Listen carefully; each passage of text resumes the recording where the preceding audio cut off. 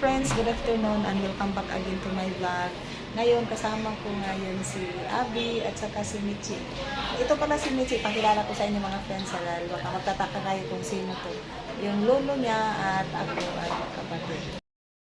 At ngayon mga friends, nandito pala ako sa Tagbilaran City. Nandito ako ngayon, naka-admit sa Ramiro Hospital. Sa ngayon, nandito pa ako ngayon sa ER kasi nag-process pa bago ako dadalhin sa room.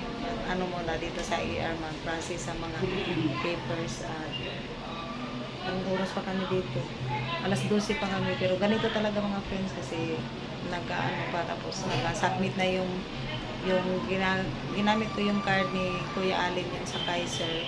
Doon na siya sa admitting.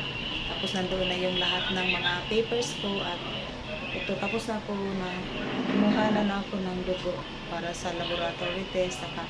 Saka first time kong naka-experience ng masagari ko ba? Katong dili?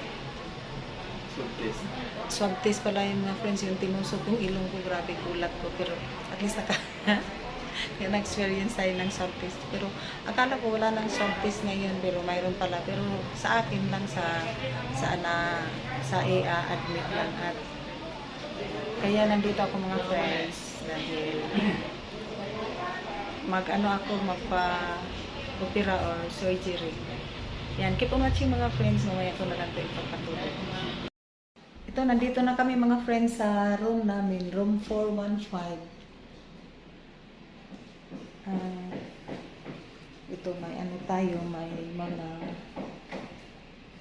ano ba to? Yung bag pa.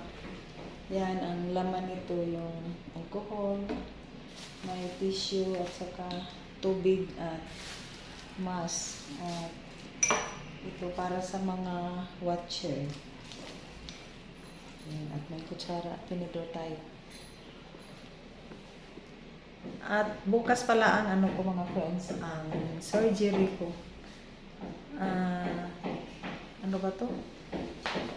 June 9. Ano kasi ngayon June 8, Miyerkules, bukas ng umaga ang operasyon ko. Ano pala mga friends, di pa dati may thyroid ako, may nagiging cancer siya, tapos okay na sana, tapos nung April 27 na ano ko ba yung naalala niyo yung sa vlog ko na nandoon kami sa Panglao sa EP Velas. Yan, tingnan niyo si Abby, naiwan niya yung bag niya sa ER. Matagal kasi kami doon sa ER, mga 2 oras naghintay, marami pang mga interview. Yan, tapos ngayon hindi ko na lang binlag nung hinatid tayo ng ano. Sakit reveal. Hindi. Sakit reveal na? Hindi sakit reveal.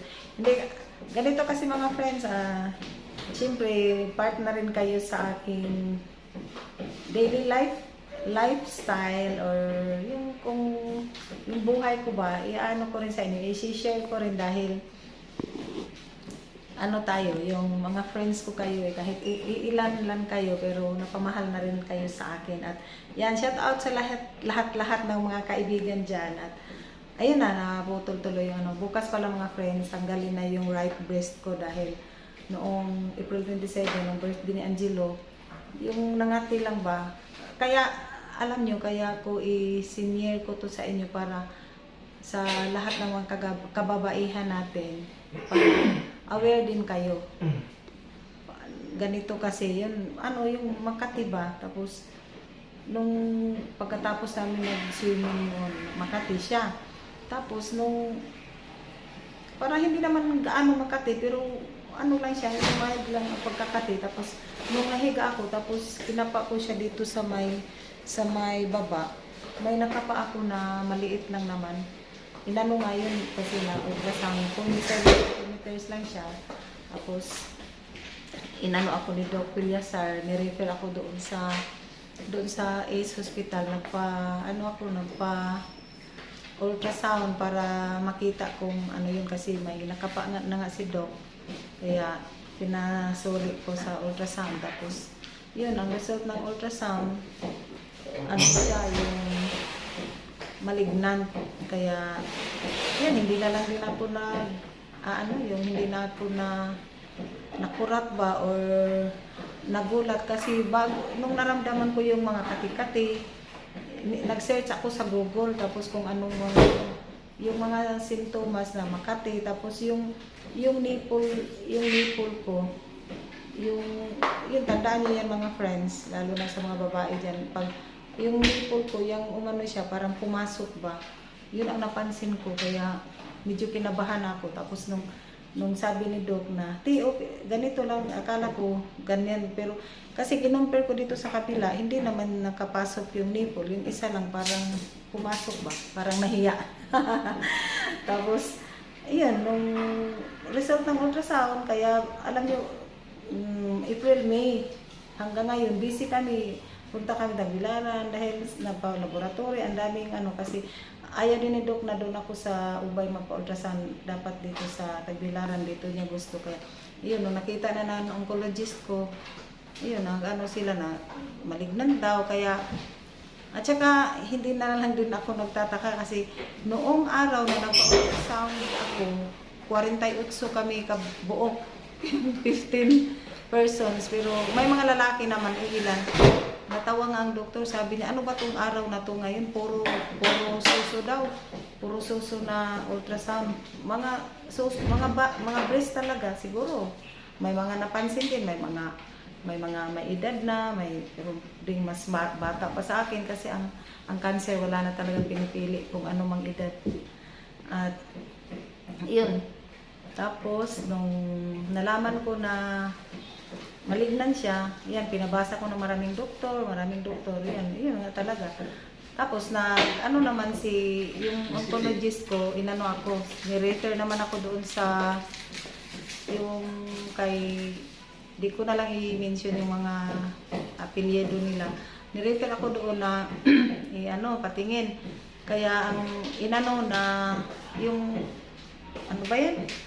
Biopsy ba? Binayopsy ako. Tapos, basta biopsy, masakit din, pero parang in-staple yung didi natin. Pero, tapos, ang result niya, ayun na talaga, totoo na talaga, confirm na. Tapos, kaya, schedule na kami na, yun, patanggal na. Kaya dito kami sa Ramero. At salamat din kay Kuya Alin dahil may card kasi yung sa health insurance ba sa Kaiser. Nagagamit ko talaga ngayon. Ito rin ginamit namin, pero hindi rin hindi yun magkasya. May idadagdag na tayo mga dyan. Tapos, ayan, nandito na ako ngayon mga friends at kaya i-share ko lang din sa inyo kasi baka magtaka kayo na hindi na ako nag-upload kasi hindi ako araw-araw nag-upload mga friends, pero mag-upload pa rin ako kasi kahit konti lang ang viewers ko, yung namimiss ko rin din mag-video-video. Yung ginawa ko kasi itong video mga friends, parang nalilibang na lang din ako ba, kahit ano na lang tapos at saka ang yung hindi naman nakakalungkot, yung i-earphone sa biro, yara ko kalimuuta, uy. Suwi na doon, ang nangyari ka ba doon? Diyos ko. Alam niyo mga friends, ang per day sa room namin, 2,250. Sayang naman pag hindi nag-earphone. Yan, i-on muna. I-on sa? Remote ba? Ako kasi ba, high remote. Tapos di ba si asawa, kasi yung pag-uwi talaga ni asawa, lang naman yun, parang hindi yun siya finish contract. Dapat nga ang kontrata ni asawa, ngayon lang siyang June matatapos sa 9 months niya. Tapos siguro may mga na rin yata talaga, parang na ni Lord ba yung inarrange na niya kung anong mga proseso, ganyan. Unsa? Remote? Pagitaan ang remote. Sama ko ni sabi. Sige, una na siya. Sorry mo yun.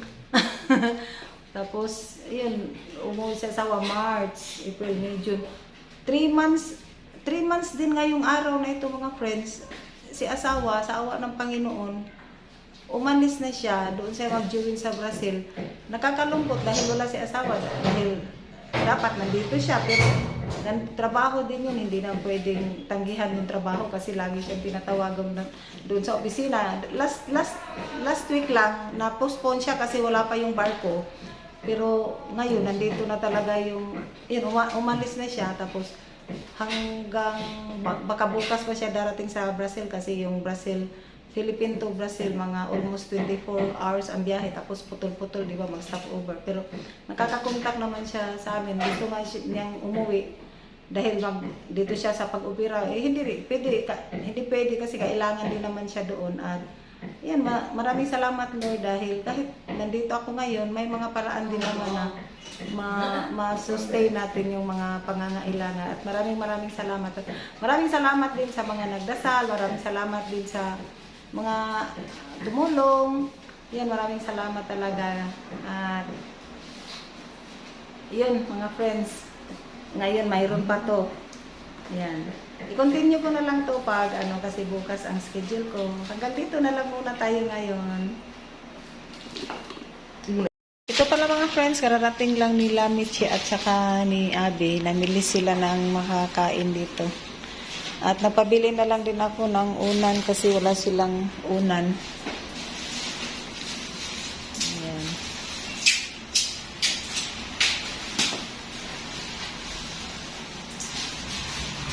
Sayang naman yung ref. Tapos walang laman. Asa man mo kuan, amantay ininit. Ay, tag-5. Tag 5 ang init? Oo, 15 ang kanon. Pwede na tawag kong ilasal na.